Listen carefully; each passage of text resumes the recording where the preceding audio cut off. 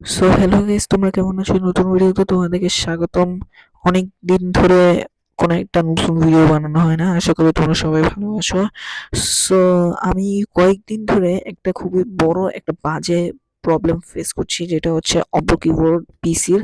মানে আমি আমার পিসিতে যখনই লিখতে যাব তখনই আমার কি একটা যেন প্রবলেম হচ্ছে, যেটাকে বলতে পারো কিবোর্ড রিভার্সড হয়ে গেছে, মানে কিবোর্ড উল্টাপাল্টা হয়ে গেছে।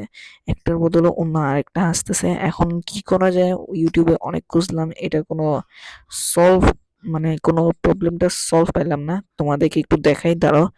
এই যে মনে করো আমি এই যে সার্চ বারে এখন আমি লিখবো, এই যে দেখো সার্চ বারে এখন আমি লিখবো, বাংলাতে করে নেই আগে। আমি লিখবো আমার সোনার বাংলা। দেখছো গাইস?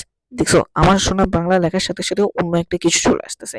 সো এরকম প্রবলেমটা আমি অনেক দিন ধরে ফেস করছি।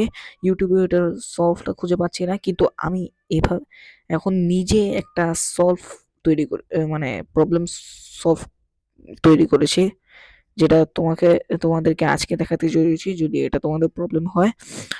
সো এই প্রবলেমটা অপ্রো কিবোর্ডে আসার পর, নতুন আপডেট আসার পরেই হচ্ছে।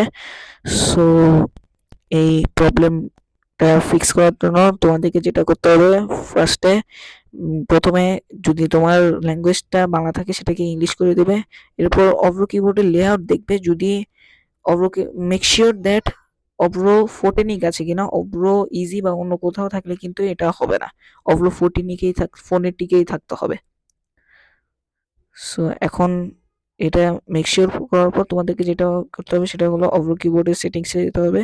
এরপর যদি দেখো যে আউটপুট অ্যাজ ANSI, এটাকে তোমরা আউটপুট অ্যাজ ইউনিকোড করে দিবে।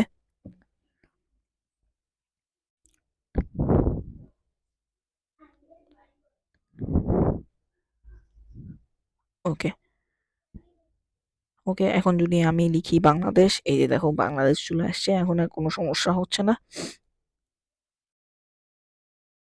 এই যে সেনাবাহিনীও লিখলাম, কোনো সমস্যা হচ্ছে না।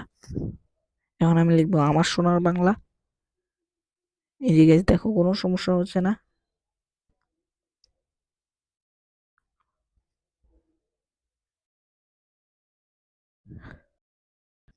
সো গাইস, আজকে এই পর্যন্ত। ভিডিওটি কেমন লাগলো অবশ্যই লাইক করো, চ্যানেলটাকে সাবস্ক্রাইব করো।